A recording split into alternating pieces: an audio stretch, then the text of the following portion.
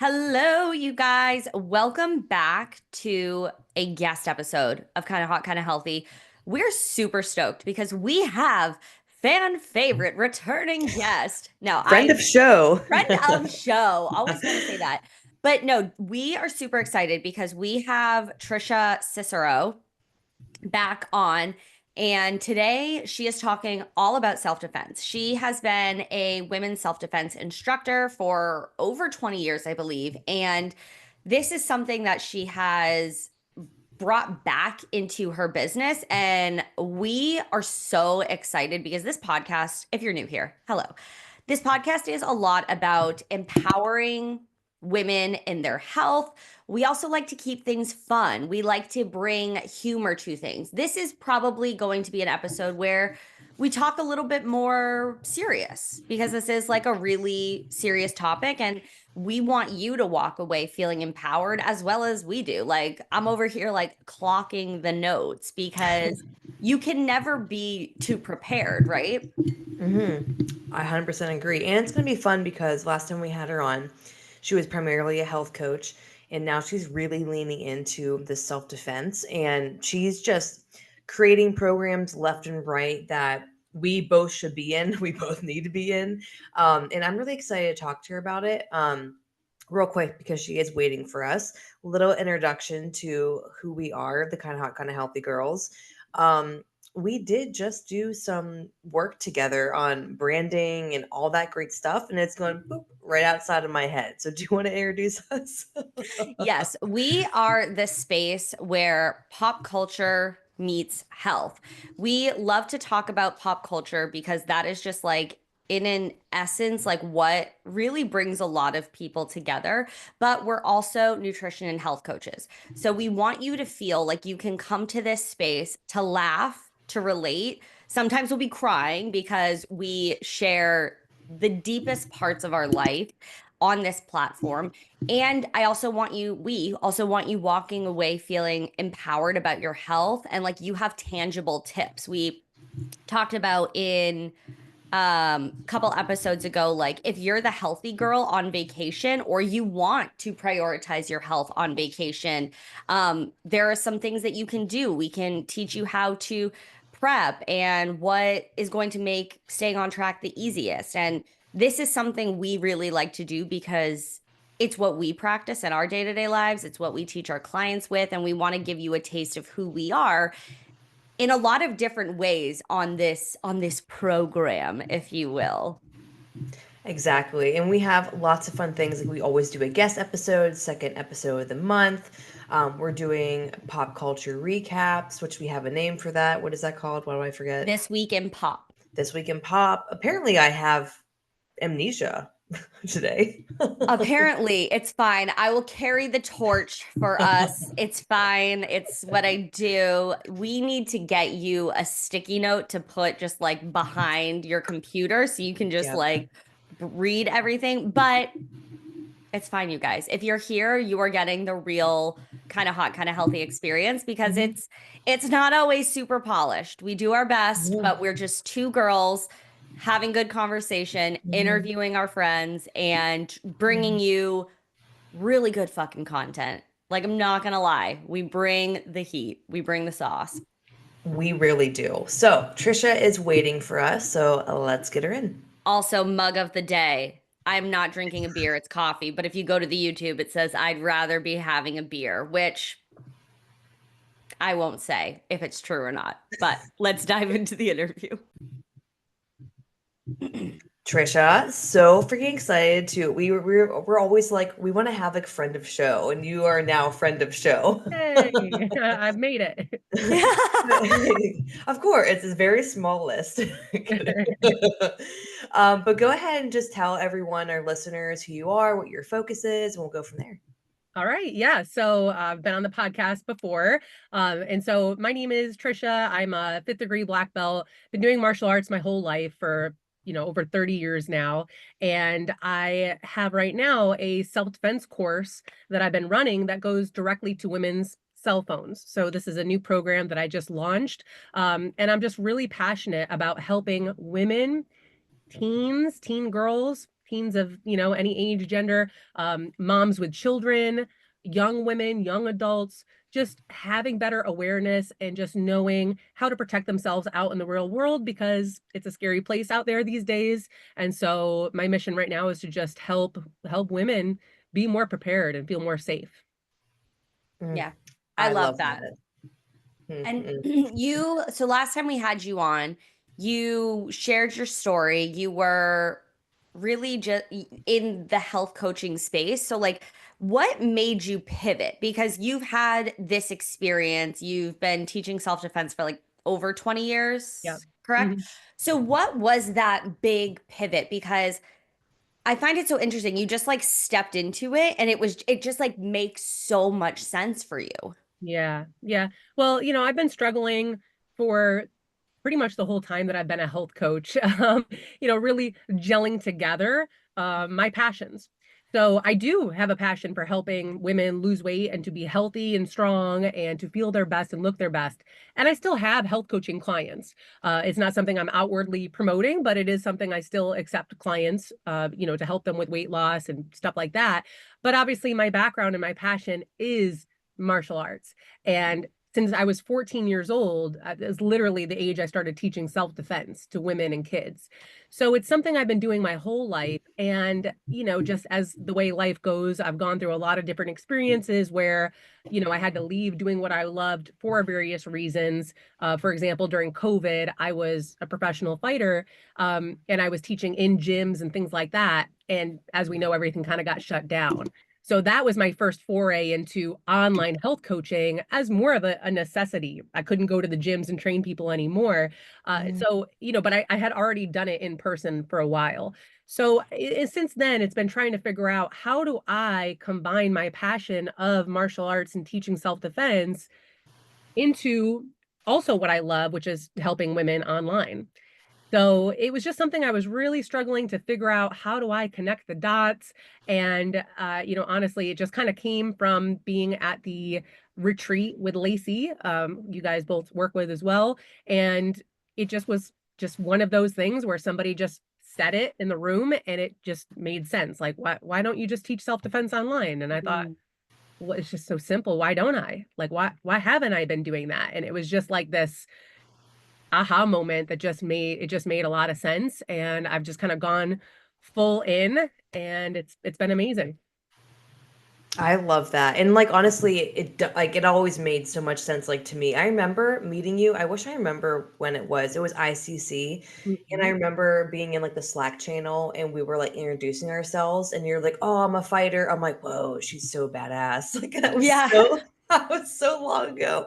I remember thinking that and I'm like when saw you were switching, I was like, "Oh, this just like 100%. Like this is all Yeah. Trisha. Like it just feels better." And I can kind of I understand like with health coaching, sometimes even for myself, like it can get a little bit like not not that there's like, oh, I hate health coaching, but sometimes it's like there's so much more to what we want to teach. And that's Like more it like, gets a little monotonous. Yeah. yes, Yeah. yes. I just And felt disconnected. I just yeah, felt so disconnected. And yeah. I just really was struggling just with my own identity, and my own purpose and feeling like everything I poured my life experience into was just kind of sitting there doing nothing, Mm. going to waste. Mm, And I just felt, what did I work so hard my whole entire life since I was 7 years old to mhm, not be doing it at all in any way, shape, or form? Yeah. So for me, it made sense because also, I'm a mom. My daughter is in school, but it's half days. It's like daycare, school kind Yeah. of. And so I still am relatively like I'm still pretty much a stay-at-home mom. She doesn't go to a school where she's there from 8 a.m. until 4 p.m. And so it still has to be something that works with my lifestyle. And so as much as I love to go and teach at a martial arts school all day. It's not realistic for my lifestyle. And this is so much more impactful where I can help people around the world. So it's kind of taking the model of, what I've been doing online, but now just switching it more to, my actual passion, which has been amazing. And it's so freeing when we can take a look back at, okay, what has given me like my purpose and passion, and like how can I bring it back to the forefront? Because it was it was almost like we in like 2020 we all had to pivot in some way, shape, or form.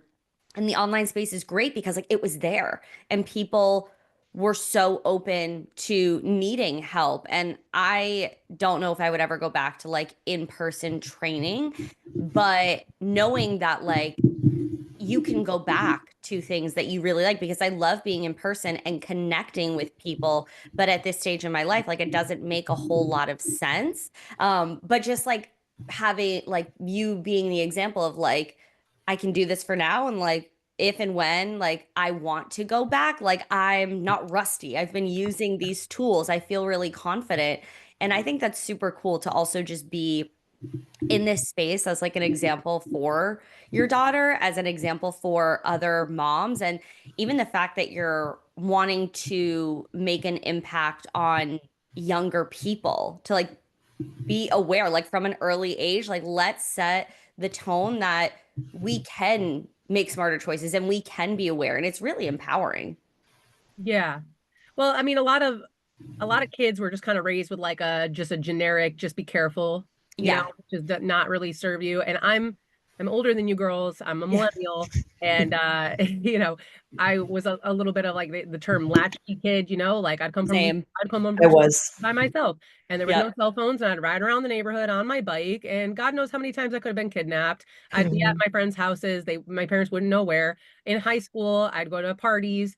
Again, I did have a cell phone, but nobody really freaking used them. My parents didn't know where I was. There was no Mhm. location sharing. It was like one of those Nokia things, big block phones.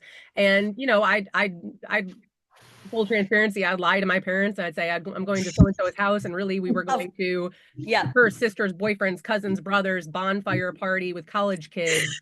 And Yep. and so I think about so many situations that I had no idea. And I was a martial artist. Like I was a black belt already by that time in karate, but I was also naive and clueless. And as far as general safety and awareness as a teen myself and kid, I don't even know how I'm alive. So it's really looking at, and Honestly. nowadays, and now, even though it is great that there are so many more ways and measures that parents can track their kids and protect their kids, in some ways, I think it makes them even more naive to the dangers of the world. So I think it's Mm. even more powerful now. And thankfully, these tips are so much more accessible because of the internet and social media, but it also can be a crutch of like, it makes it so much more dangerous of a world at the same Mhm. time. So I Mhm. just think it's so, it's just so important, like to help the younger generation and the moms know how to deal with that too. So Yeah. Yeah. Ugh. I mean, looking back on a lot of decisions I made throughout college after, like, where was my brain? But mhm. also being able to now look at how I'm going to raise my children and like what I will choose to do moving forward. It's like, okay, well, nothing happened, but at least, maybe it wasn't the best decision making, but we can learn from mistakes and then we can actually take more measures. Like, I would have never thought of half of the things that I was like, oh, maybe that was like not the best decision if I like didn't go through them. And maybe that's not like the best way to go about being safe, but like, we're here. Hindsight is Yeah. 2020. Mhm. How, if someone is just starting out, like you are saying, you are trying to help younger people, moms, like just practice awareness and not using,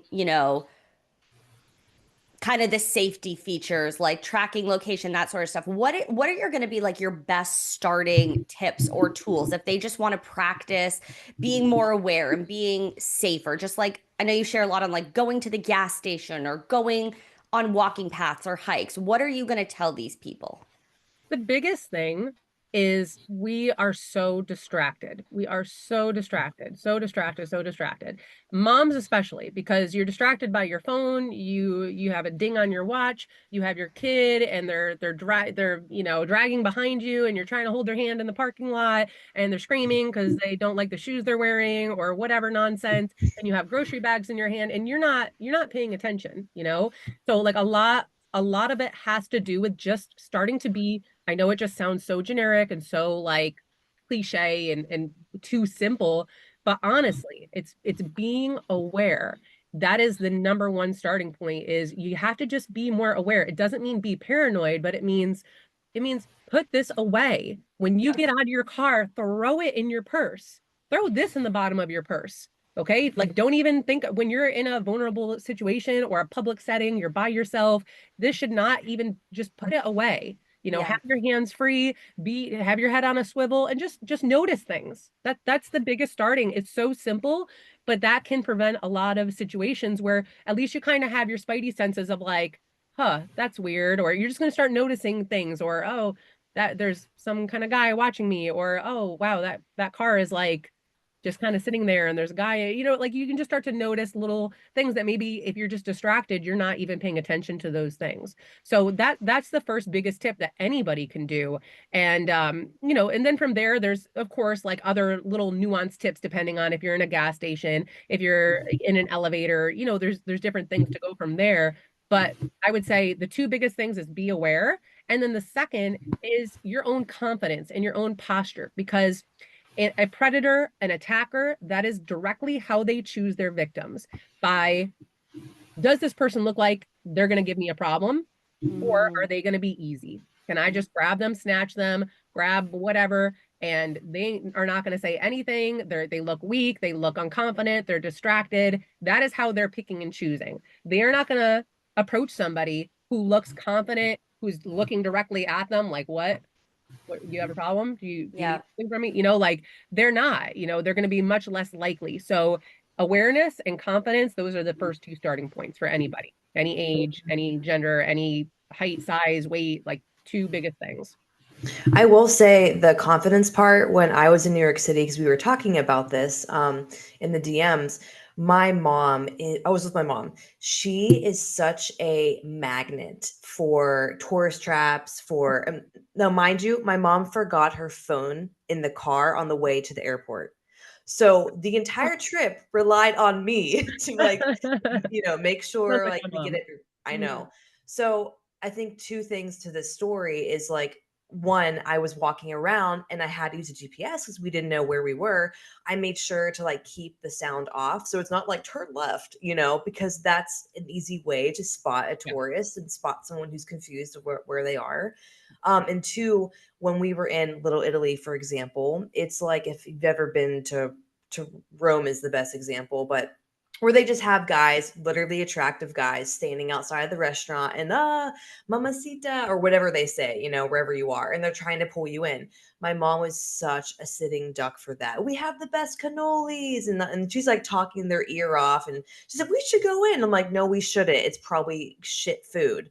And I'm just watching like how she walks around very unconfident and nothing like, I love my mom, but like she does walk around unconfident and looking confused. So like I was clocking that and I would say, Mom, keep going. I'm like, we're good. Thank you. And we would keep going. So that confidence, especially when you're traveling, is so key because they're not going to come after you when you walk more confidently. Yes. Yeah. 100%. Mm. Yeah. I mean, even even just walking around, and I am probably more paranoid than the average person because I have a disorder called agoraphobia, and it's just like very, I have like my trigger is feeling trapped or abandoned. So I'm chronically just like, if I'm out in public, like I am always like looking around. And my husband will be like, you got to chill. Like, I am with you. You're fine. And I was like, no, this is me chronically. Like, you will not catch me slipping. But it is so important because I have been in situations in like parking lots where I was in my car and like I was about to get out, like, always doors locked. Ladies, get in your car, lock the fucking Yeah. door. Like, Yeah. do That's not, a good like, one. I Yep. don't get, Don't I wait for don't the get auto it. lock. Auto Don't. lock, or like you're in the car, like even with my husband, I lock the door instantly. He's like, "Why are you doing that?" I'm like, "Because I could get snatched out of this car even if you are here. Like, what are we doing?" But there was a situation where this guy like pulled up to my car next to me and he's like telling me to roll down the window, and I'm just like, no, we are just pulling out of this parking lot. He like kind of made it hard for me to pull out, and I was like, I don't care if I hit his car, like I'm getting the fuck out of here. And I drove to the grocery store, and I like went inside, and I like was standing by like the customer service area, and I was like, I feel really uncomfortable. There's this guy like, I don't know if he's following me or not, but I need you to like can I like just like be here and whatever. And so I ended up calling my dad, and he came by, and it was because I was just like, I'm not going to go out to my car, like this You is did the a right thing. really Yeah. weird situation. And it's just it's upsetting because that can happen to a lot of people, and maybe they're naive, or they're just they don't want to come off like, some women are just afraid to come off like a bitch, and it's like, it doesn't, you're not being a bitch, you're being confident, you're being strong, you're protecting yourself. Yep. But it's such a good reminder that just like even being aware, looking around, and just practicing confidence, even if you feel a bit nervous, just like roll your shoulders back, put on that like scary face, like be as Mhm. confident as you can, because that can be a huge difference into like what happens next. Yeah. Yeah. Yeah. 100%. No, you did all the right things. You did all the right things because that's, I've been doing these fun little on social media. I do like my little story polls every day, like the what would Yeah. you do scenarios. And I just did that one the other day.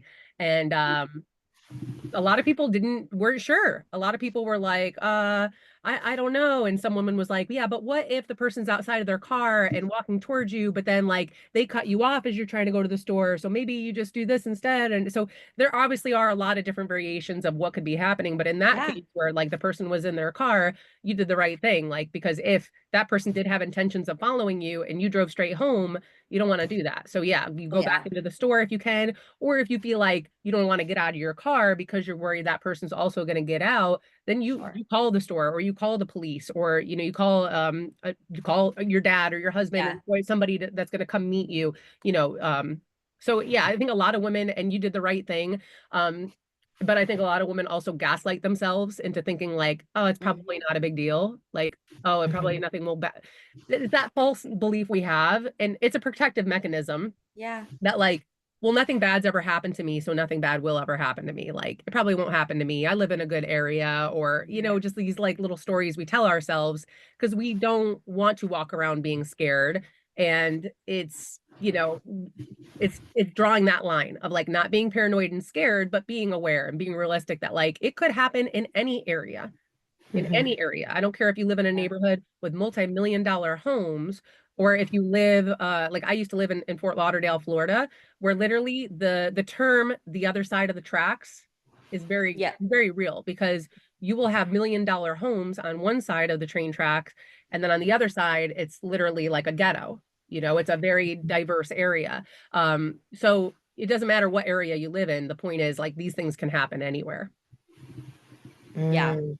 And like to your point, when we do have those um kind of blinders on, oh, it's a nice area, or people in my town are so wholesome, it really is not, it's not great. Like, I didn't say this to Maddie, but she was just at my house recently, and we were walking around, and I like felt like so weird, like she was kind of walking like close to this parked car, and I like kind of like pulled her arm, and I was like in my head, Oh. I'm like, don't walk so close to this car. Like this, you're like driving me crazy. But I was just like yanked her because I'm like, it's fine. Like I'm Yeah, not gonna say anything. But I'm just like, I get so, I wish more women like took the blinders off, yeah, because you don't know, and we are so distracted a lot of times. Everybody's got a million and one things going on, and so again, just that like that small reminder of awareness and confidence is actually like a huge yeah,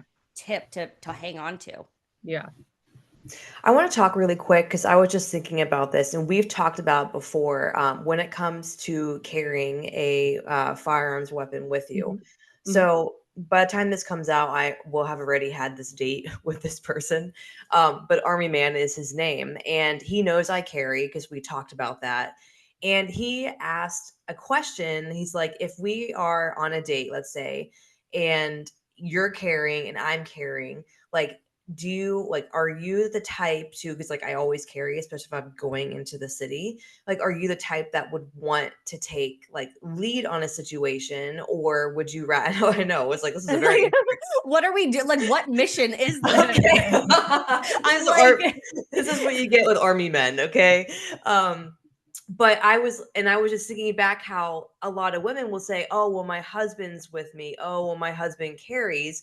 Mhm. And like I was like, would I carry just because my partner, whoever is carrying? And my answer, which I'm sure is similar to yours, would be also yes, because what if something happens to them? And Yeah. again, it's like, not, we have a police force, all those things, but like not relying on other people. So in your professional opinion, do you think it's safer to always carry, always have these things on you, even if your partner does as well? Yeah, yeah, absolutely. Yeah. Whatever level of, whatever level that is, whether you're carrying a gun, whether you're carrying pepper spray, pepper gel, whether you have a little pocket knife, whatever it is, whatever the thing is that you carry, absolutely. My husband is a big carry conceal guy. He is a big gun guy, and he would say the same. And, I think there's no such thing as being too prepared. And it's true, we can't always rely on other people to save us. We can't, even Mhm. your husband, even your boyfriend, because we don't want to go down that line of thought. But if something was to happen to my husband and he could not get to his weapon, I need to be prepared, of what I'm going to do to protect myself. We can think, okay, we can call the police, but it can take up to 10 minutes for police Mhm. to respond to where you are, depending on where you are, what else is going on. I live out in the country. It's going to take 10. We don't even have, I live so out in the country that like, we don't even have like a full time police. They're like all part time. Like there's not even a Mm. full time police officer. We have to rely on the county. So if they're responding to another call, it takes them longer. So it's always better to, yes, not just be so like, oh, I'm with my husband. I don't have to worry, like he's going to protect me. And that's great. If you have a husband, you have a boyfriend, you have a partner who you feel safe with and who is that protector, that's amazing. But also, you also have to know what to do just in case you get separated, something happens to him.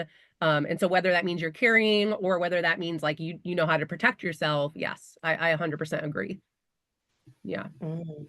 I have another scenario for you. This Okay. happened, and I'm just curious because I've played back this scenario like 100 times in my head, and I always think like, what was, I kind of have an idea maybe what would be the best thing to happen or what you would do in that situation, but I'm sure the listeners will appreciate this. Um, I was with my ex, and we were going to his tux fitting, and we had to go into this weird garage where in the city where it's like you come out of a hotel and the doors are just all glass. So you Mm, can see when walking. So I'm walking out of the doors, like I'm just a fast walker, so I'm like more ahead of him. And I saw this guy walking outside the doors, and he clocked me and turned around, and he just did not look like yeah. safe at all. So I am now walking out of the doors, and it's like the place is not across the street, it's like on a, angle to where we need to go. I walk out. He is now walking faster towards me, a Mexican dude, and he's like, "Hey, mamacita," like talking to me. And my ex is behind me, and he's was very much like non-confrontational at all. And I'm not saying he needed to be, but in this moment, I was like, "Okay, this whatever you're doing is not working right now." So I am now picking up my speed, walking faster to the tux place because this guy is picking up his speed, and he's still like catcalling me, and my ex is behind me, and he's like, "Ah, is that your mamacita?" Like talking to him. And he's like, haha, like thanks. And he's getting closer. I am Oh now my fucking God. like sprinting. I get in there, and he was like, "What's wrong?" And I was like, "Did you not like clock that interaction that was happening?" Like he was close. Like I ran into that store, and I was like, what would have been the best way to, what is the right word? What do cops do like when they go into de-escalate? Would have been the best way to de-escalate that type of situation. Yeah, I mean, that's a very scary, like my heart was pounding for you just listening to it. Yeah. Yeah, I mean, a few things like, you know, maybe seeing like you could tell he was following you, right? I mean, it was Mhm. very clear. I would say if one other woman was in that scenario where you're not sure and it's like you're going to the tuck shop or you're going somewhere and you don't want that, maybe just start turning the other direction, see if you notice they're following you, yeah, I would turn and, make that icon to be like, hey, you need to back up.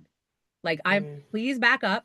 I'm not interested or whatever, but I would definitely say something, especially they're verbally catcalling you. I know my husband in that situation, he would have his hand on his gun and he'd say, get the fuck away from my wife. Like, it would definitely been a different scenario. But in that case, like, especially if you're by yourself, you do have to use that like confidence. You do have to turn around with that eye contact and use your voice. So that's one of the things I cover in my course is like one of your weapons as a woman, like, is your own voice. And so you do have to like channel that inner bitch of like, get the fuck away from me. Like, sorry, I don't know if I swear on your No, podcast. you can. No, Yep. we don't. But like, you gotta like kind of be like that. Somebody Yes. like that, and then they'll be like, "Oh, sorry, mamacita," "Oh, don't be such a," like whatever. They're gonna probably say something like that. But yeah, you gotta like use your own voice because, otherwise they're not gonna back down, and they are looking to see how you're responding. So if your response is no response and just head down, and especially like there's no really response from the other person as well, they're gonna be like, "This is like taking candy from a baby right now." So yeah, I think definitely like the eye contact, like the, especially, you're speeding up, you're changing your pace, maybe you change directions, they're still following you. Hey, you need to stop following me. Please back up, leave me alone, or I'm going to call the police, or I'm going to go get help. Like, being loud, they don't want, especially you are in the city, so there's other people, so drawing attention to yourself, they don't like that. Oh, like, oh, I wasn't doing anything, they're going to get defensive, or, maybe if you have other people looking around like, wait, what's going on? Like, they're going to come help, So yeah, using your voice as a weapon is huge. So yeah. Good to know. Okay. Looking back, yeah, I was like full blown, like hunched over. I was small. I was like, I need to get out of here, like that. And Yeah. I didn't carry at that time, or I would Yeah. say even have more confidence. So definitely using my voice in the future. Yeah. Yeah. Yeah.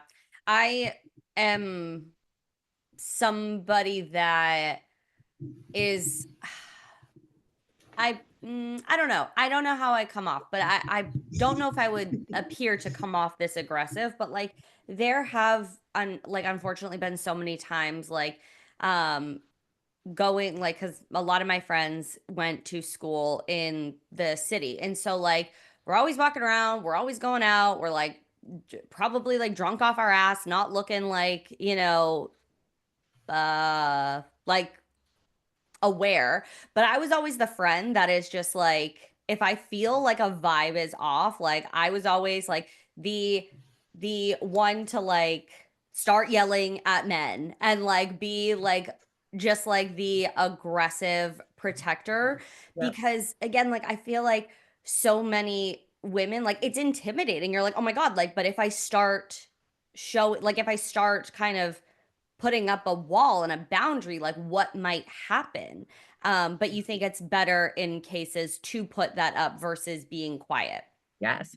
I mean, in that instance, like, let's say, and thank God it didn't escalate beyond that point, Maddie, but like, Yeah. let's say you continued to kind of like just keep your back to the person, and then he realized like, oh, okay, she's not really responding, and he came up and grabbed you from behind, right? Like, by like ignoring and like, I don't want to confront, I don't want a situation. Like, if something's going to happen, you want to be facing that person. Like, and if it aggresses, it might have been going that direction anyways, I think that by you confronting the situation using your voice, if it comes to that point, you are making yourself at least in a better position to protect yourself. If you choose not to confront and he was already planning on escalating the situation, now you're in a more vulnerable situation. You're in a more vulnerable position. But by you using your confidence and kind of like having that confrontation, even though it's scary, it is scary. And believe me, like I think I told you guys this last podcast, like I'm the most non-confrontational person. But when it comes to my safety, and especially if I'm with my child, like mama bear bitch is coming out. Like, you don't want to fuck with me. So, but normally I'm like very like, like that's personality. Like, I'm very like shy and quiet and all that. But having that attitude of like, hey, back off, you need to back off, you need to back up, you're walking too close to me, and even having your hands while you're talking, like this is like a de-escalation, this is very like non-confrontational. Like, Yeah. please leave me alone, please back up, you're walking too close to me, I will call for help if you come any closer. I will be calling for help, I will be screaming, I'm going to start screaming rape, fire, police, right? Like and they're not going to like that. Now if they choose to continue to aggress, now at least you're facing them and you can start pushing and fighting and doing what you need to protect yourself. But turning your back and not confronting, I think, is more dangerous. I think that puts you in a more vulnerable situation. Yeah. It's counterintuitive. I know it's counterintuitive. I know. Well, no, I mean, it makes total sense. Like, yeah, my back was turned, and like, especially even if my ex wasn't there, not that he was doing anything anyway. If anything, he's almost making the situation worse Yes. because he's like, go on. He's not doing anything. And that is almost a green light for, oh, now I'm getting two people that are not doing anything. Like, yep. Yeah. Yeah. Damn. Yeah. What was I gonna say? There was a not a situation similar to that, but I just popped into my head about just like traveling and whatnot when I visit my family in Mexico. And I'm sure we actually talked about this with Madison Rowley. She's a travel content creator, and she was telling us in Nashville, the Ubers are actually quite dangerous. I think you've covered this on your Instagram. Yeah, I covered a Nashville story on that. Yeah. Yes, that I think we talked about that. We talked about that same one with her. Yes. But in Mexico, that's actually the danger of the taxis.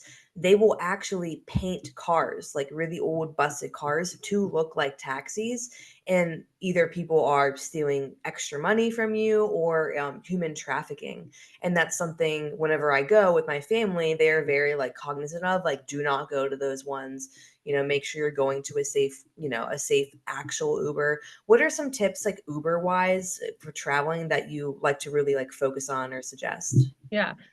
So obviously, like, the first thing is making sure that like you're actually verifying. And I know I've made this mistake before. The car pulls up and they're like, and I say the person, they like, oh, are you Mike or whatever? Like, making sure they're saying your name, making sure you're checking, does the license plate match? Like, I think a lot of women don't do that because they don't want to be uncomfortable, but like, yeah, okay, like just a moment, and maybe just like peeking and seeing, like, does the license plate, does the person match?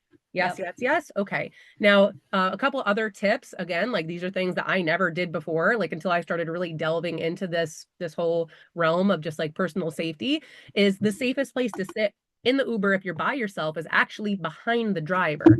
Because if somebody is, I'm in the back passenger seat and they're up here, it's much easier for them to reach behind to grab, assault, climb to the back seat. Like, my daughter, she sits in that spot in my car. So like, I can easily pass her goldfish. Oh, she dropped a toy, I'm driving. I can easily go and grab her, right? Like, that's why I have her there. So it's the same in a vulnerable situation. In an Uber, it's much easier for them. If you're directly behind them, they have to turn around. It's harder for them. Okay, so that's one, is sit behind the driver, even though it might be uncomfortable. Again, especially, you got to sense the vibe, right? Like, if you feel like the Uber driver pulls up and you're like, I don't want to be judgmental, but I don't know, I got a weird feeling. Like, we've all been there, right? Yeah. So that's the time where it's like, okay, you know what? I'm just going to actually like scoot all the way in. I'm just going to sit behind him just in case. The other big one, because this is another story I covered, I don't know from where, but don't take anything offered from the driver. And I've never actually been offered anything, but I guess especially in bigger cities like what were they saying? New Orleans is a big one that does this, where they'll, or Nashville, like some of these big tourist cities, where they'll have a water bottle. Hey, would you like a drink, ma'am? The water bottle. Or I think in New Orleans during Mardi Gras, they were even offering alcoholic beverages, which I don't even think that's legal, but I guess that's what was happening, shots and whatever. Don't take anything from the driver, okay? Because there was another story where the girl was actually roofied with the water that was in the bottle. So, it's just, don't take anything, just politely decline. So don't take anything from the driver. And then, from there, it's like, pay attention. So now it's going back to being aware. Are they going the direction they're supposed to be going? Are they going a different route? If you feel like, wait, this isn't the way that I would normally go, or wait, he's not really following his map, it's going a different way, like being aware of that, not being too distracted on your phone, keeping your earbuds out, like just being aware, sensing what's going on, And then if you do feel like there's a threatening situation escalating, like they are slowing down, trying to grab you, or you do feel like, what's going on? This is not looking like the way we're supposed to go. When it is a safe moment to, bust out of that door. Like, that's what some of these women have done in these scary situations is they were able to open the car door, maybe when the car was slowing down, jump out and get out safely. So, you know, those are kind of the top things I would say. Is I it know you work? had Oh, go ahead. sorry. Sorry. One like last thing to the Uber. I think I saw you mention this on Instagram and I would have never thought of it, but like when you're opening the door, see if the child lock is on. Yes. I was gonna say that. Yes, And yes, I forgot like about that. Yeah.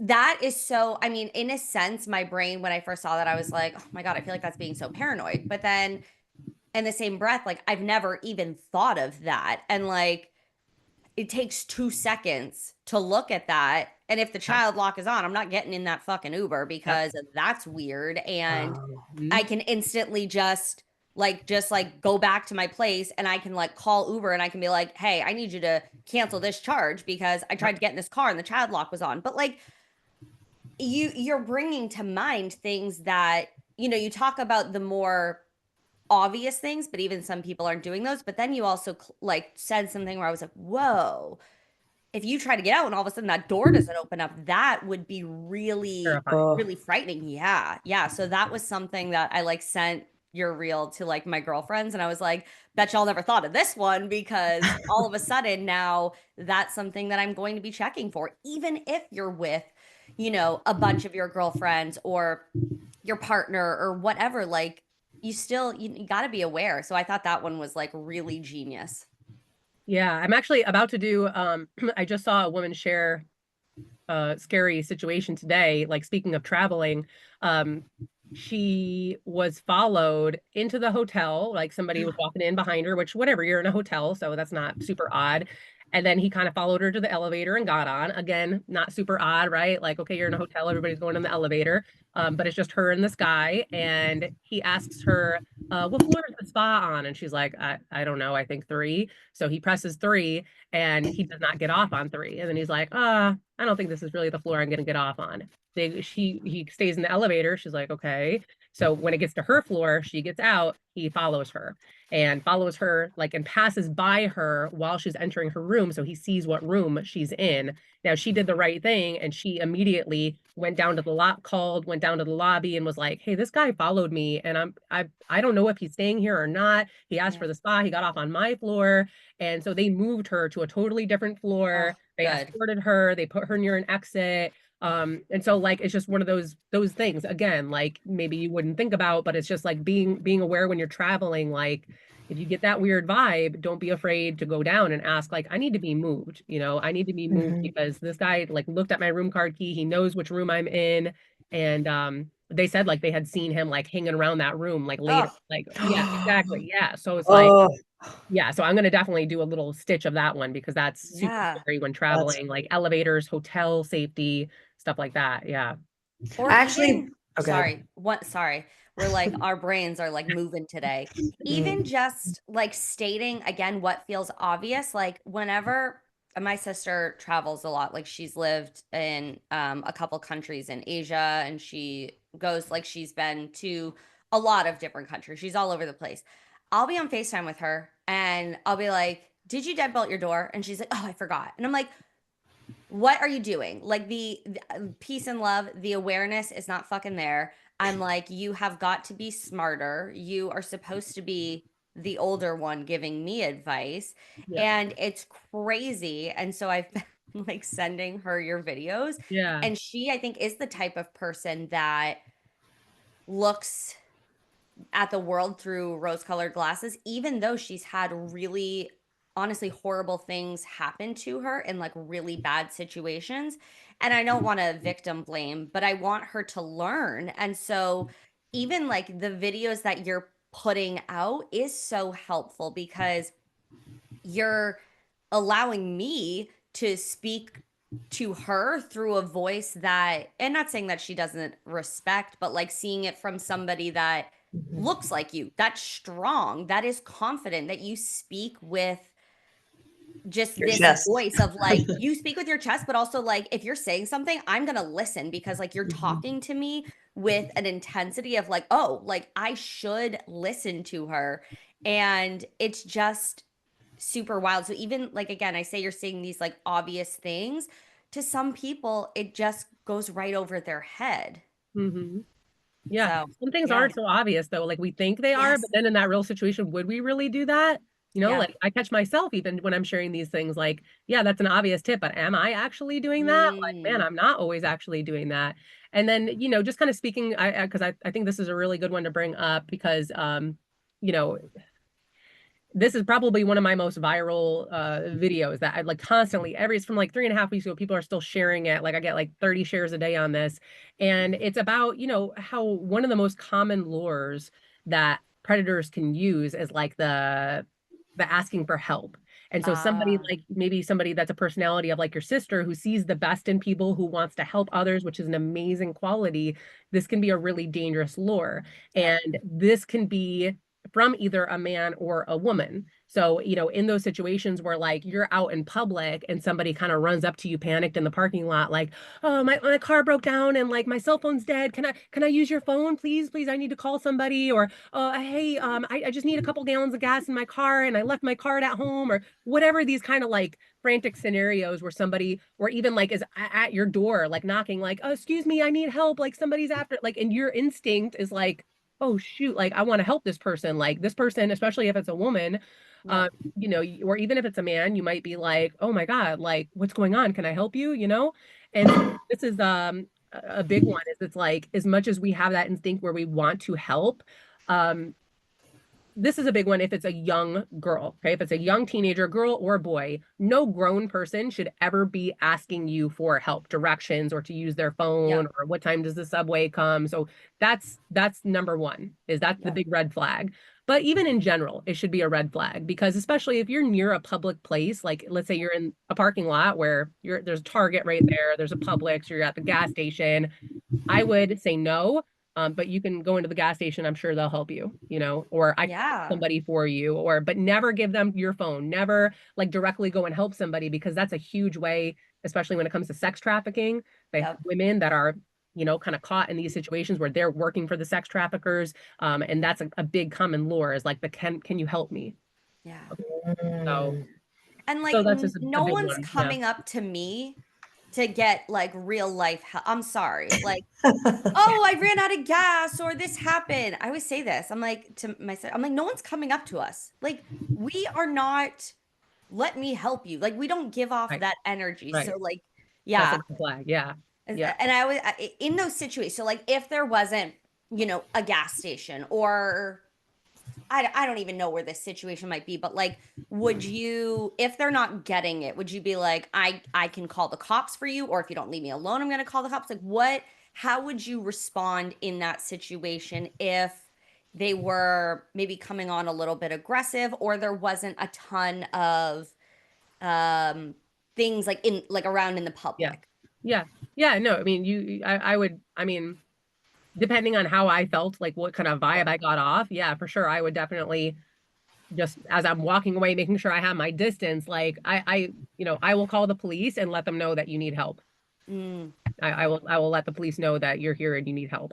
You know what I mean? Like I'm not yep. going to risk it, um, because yes, it's red flag. It's very like red flag energy, and it is terrible. And I do get a lot of comments on my Instagram of people that are like, but this is so awful. Like one time my cell phone really was dead and I didn't have gas and like nobody would help me. And I asked everybody and nobody would help me. And it's like, that's terrible. That sometimes it actually is a legit situation. Like, of course, there Yeah. are real emergencies that happen, but that's why I think like if you just, you know, keep your distance and say, I will call the police for you. I will call somebody for you, but you're not going to hand them your phone. You are not Yeah. going to go and physically help them. You're not going to walk to their car. You are not No. going to stand at a distance where somebody can grab you. You're going to be Mhm. aware also of is there anybody else around me? Especially if it's like Mm, a woman coming out. Do you see any other strange men nearby? Like mm, what's going on? Where is their car?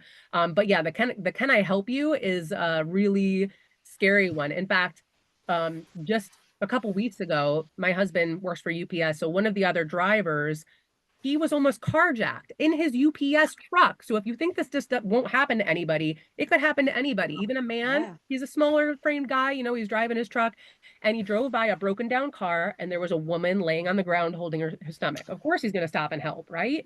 It Yeah. looked like it was in some kind of accident or whatever.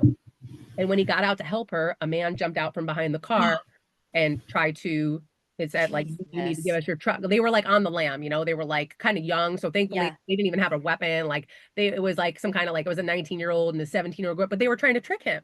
Like they were, Oh my and then gosh. they found out when they called the police and he was like, he reported it and everything. And it turned out they had done it to two other people. So that's how they got to how far they had gotten. They were like from a different state and they were like, Damn. but the Wow. guy had like lost his weapon along the way at some point. So he just like, I'll just intimidate this guy. And he was like, you're not going to take my UPS truck? Are you like, so, but Wow. this stuff, it happens, And so it is so scary because we want to help people. Yeah. But you just have to be so careful and so aware. Yeah. Because it's not worth your own safety. Yes, you want to help people, call the police. Yep. Yeah. That's it. Call the police for them. Keep your distance, stay in your car, keep your doors locked. I Yep. think it's such a female thing because we're like nurturers by heart, Yeah. and it's like we just like my mom would help my mom would help anyone and everyone, Uh, like no matter what. And I'm thinking like, mom, you got to stop doing that. Like uh, she has a Yeah. she is magnetic for some crazy people and Chaos. chaos. And I tell her this because she has had two friends in her lifetime who were verifiably insane. Like probably needed to be locked somewhere. Like one lied on their resume about having a degree in nursing. The other one invited her on a vacation. They weren't even allowed to stay at the place they were going, and she only didn't go because it was like there was a hurricane in Florida, so like everything, the flights got canceled. And I was like, "Mom, you got to have a little more vigilance with making friends because these yeah. people are." And she goes, they just seemed a little weird, and I just want to make sure they have friends." And I'm like, "I love your heart is so pure, but you're attracting crazy people." Mm. Yeah. All Do we you can do think is it's like a continue to like generational share. thing? Yeah. Yeah. Well, But I Well, think because for all ages, but yeah. my mom also, she's a tough bitch, but she used to, okay, we would be driving to school, and on our way to school there's a bus stop, and it would like the bus would like kind of go along the way. There was this school, it's called RL, and if the bus was kind of late, she would pick she would this kid that she had like met running one time. This sounds so weird, but like it's on the same running route. She would be like, "Oh, like I can just give you a ride to school." And I'm like, "Mom, what if that person was a weirdo?" And she's like, "Well, he's young. He's young. Like he needed a ride." I'm like, "Mom, what the fuck? Like that's so first of all, that's so weird. Like that he's a high schooler. That's weird. We're in the car with you. What are you doing?" And she's like, "He's just like a neighborhood kid." And blah, blah. I'm like, "What the hell?" Like sometimes, and that's why I'm like, is it generational as like A little bit, the yeah. moms, for example, are like, is it just like their maternal instincts that are like maybe making their brains go a little kooky? Or is it the generational thing of like, I like it's not going to happen to me? Or like, what do you think? Yeah. Yeah, I think it's definitely a lot of that. Um, Yeah. my mom is 63 and she maybe wouldn't do those scenarios as much, but with my mom, she's like she falls for every single Ah, phone scam, email scam, uh, oh, your yeah. bank, like one time it was like one of those text messages that was like, oh, there's a suspicious charge on your bank, whatever. And like she almost fell for it. And she didn't even realize like that's not your bank. Like when I started like Oh looking at no. her, I'm like, you oh don't have a Chase no. account. And she like was almost clicking the links and stuff. And I'm like, you don't It's even not have a your Chase bank. Like this is a scam. Now she's Oh almost no. fallen for so many of them that like she knows if she sees anything, she'll call me and she's like, I got this email and it says that I bought an iPhone and that my charge didn't go through and I have to click something, but I didn't try to buy it. I'm like, no, delete it, delete it. It's uh, something that you didn't buy. Don't click on it. Like, so yeah, definitely I think it's a little bit generational. Yeah. And it's I feel like it's the older generation, and then I think it's this younger teenage Younger. generation, the teenagers now that Yep. are also a little bit like just in their little bubble world of like nothing bad will ever happen. Um, Sure. so yeah, yeah. ugh. All we can do is keep sharing. So that's my big mission is like that's why I'm creating these videos that people can share with others. just to help kind of spread that awareness, Yeah. big. I was going to say, tell us about your program and how can women join it? Yes. So the program I created, it's a combination, like these safety tips are the starting point that I'm sharing, right? But then there's also, there's more details that we cover in the actual course that I have. And then I teach a lot of simple concepts of like how to physically defend yourself if those situations escalate. So if it doesn't work that you used your voice and said, stop, stay away, and the person does come up and try to grab you, what are you going to do? And so I've created this unique program. It's a 4-week program, and you get the messages sent directly to your phone. So every morning you get a little text message, and it will have some kind of little scenario of either an audio that you're listening to, like a little 5-minute, in-depth safety tip or scenario of what would you do in these situations. And then there's going to be these quick little 8 to 10-minute videos. And because it's through your phone, because you're watching videos, they're not complicated techniques. One that I can easily, actually, when I was on Justine's podcast, I taught her this like right on the podcast. And it's like, because now you're dating, okay? So Maddie, this is good for you. And it's like, let's say there's just a guy who's like getting a little too handsy at the bar, or it could be the same defense, somebody's trying to grab you from the front, but you're going to frame, you're going to push against their face. So it's just these simple little concepts, because if somebody's trying to hug you, grab you, kiss you, and you don't want them to, just literally taking your palm and just pushing their face the other way. It's something they use like at the highest level of wrestling. And it's a simple self-defense concept that you can use to know where to push on their face, which direction to push, where to throw a strike if you needed to knee them, little things like that that don't require you to go join a martial arts school to learn it. That you could just learn it by looking at your phone and being like, oh, wow, that makes sense. I could push somebody's face away when they come close to me. I could do a frame.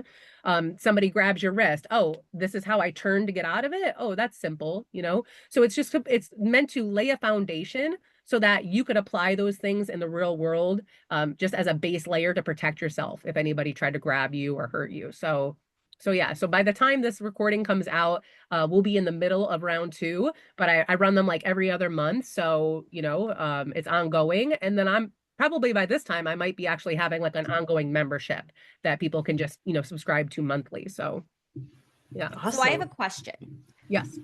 So my husband is like 6'3" and like I don't know, like 250 pounds. So we'll like be like fighting in the kitchen, like doing like, practicing some moves.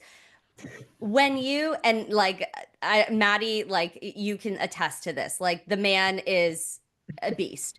Yes. Gentle giant, but if you looked at him, you'd be like, "Oh my God." So in your trainings, are you like I think my disconnect is like, how am I supposed to defend myself? Is the techniques that you teach like are they more like tactful because so like people aren't going to see it coming? Is that how like you can kind of take back your power? Because I was thinking in my head, I'm like, I don't know how I could get out of a situation. One, I definitely don't have the tools, so I have to get into this program.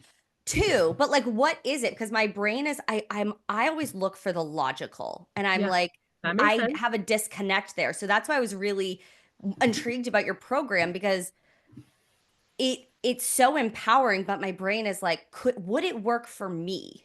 Yeah, that's probably the biggest question women have in their Yeah. head. And so, first of all, to answer the first part of your question, because the one thing I caught you say was really, really perfect. The biggest power that you do have in a real situation is they are not expecting you to know how to defend yourself. That's why they're picking you.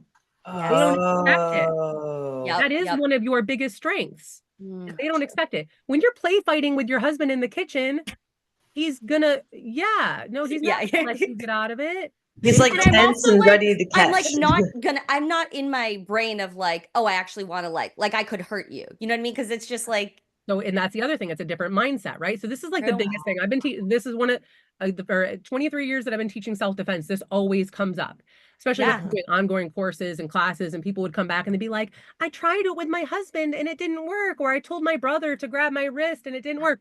Of course not, because when they go to grab you, they're like, oh, you learned a cutesy little self-defense move, and they're like, Ah, and they're like yep. standing there. No, in real Mm. life, the person's grabbing you and pulling you, and they think you're just an easy grab. They're not expecting you to to like snatch your Mm. arm back and to know the right way. And you're also using principles of leverage. So there's a difference between fighting and self-defense. Okay. And I've done both. So in fighting, we have weight classes because in fighting, it's not a fair fight. Like for me to fight somebody who's 30 pounds heavier than me, even though they're also a woman, it's not. And so, like, I will say there is a difference in techniques that I would teach you in self-defense versus what I would do in a fight against somebody who's an equal size and weight.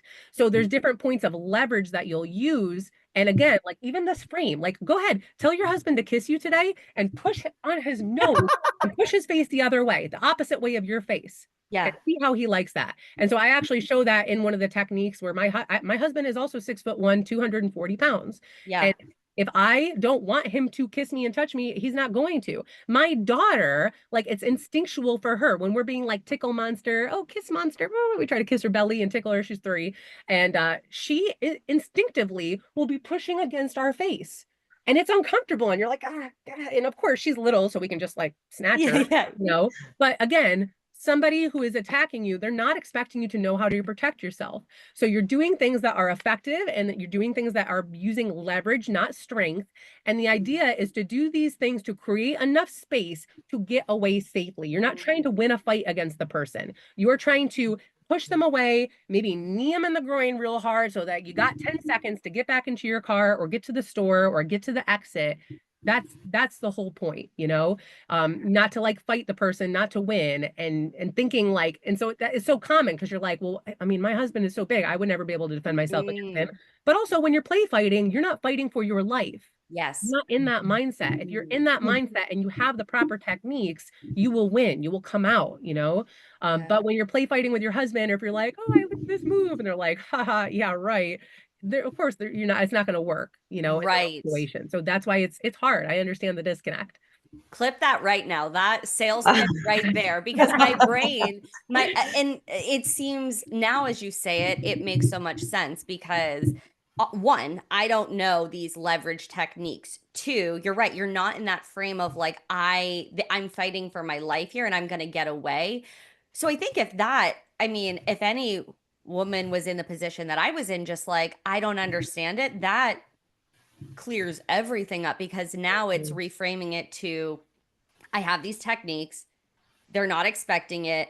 I'm not trying to like win a fight. I'm trying to create space to get away. I think that's everything right there. Yeah, you sold me. Here I am. Like as soon as you get off the call, you know. That is so, yeah, that is everything that I guess I didn't expect, or like these preconceived notions that I had. Like, what did you think about Maddie? Like when you hear these things, like where does your brain go? Because that's obviously where my brain went. So I've been that where I play fought with my ex, and there was, I think we've talked about Trisha, where he grabbed, we were play fighting, Yeah. both of my wrists with one hand, and that's kind of why I got into self defense, like with a firearm, because I was like, whoa, like what could I do? But I never put 2 and 2 together of that. It's not to win the fight, and that play fighting does not equal the same thing as what would you call, but as like self A real life defense. situation. Yeah, as real life situation. Like I didn't put that in my head together that they're expecting that. They're going harder on purpose. You're not actually fighting for your life. So in my head, I'm like, oh man, like I really got to learn some things. But in reality, Like you're it's like in the middle of laughing. Like, yeah, duh, this is literally. not like a real life situation. Yeah.